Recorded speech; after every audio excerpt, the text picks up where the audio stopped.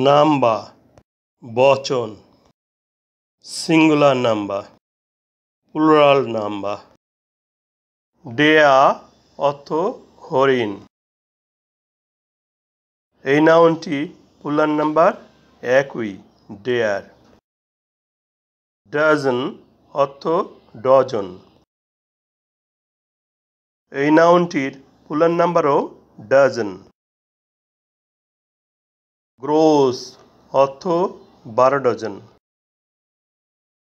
এই নাউনটির প্লুরাল নাম্বারও গ্রোস।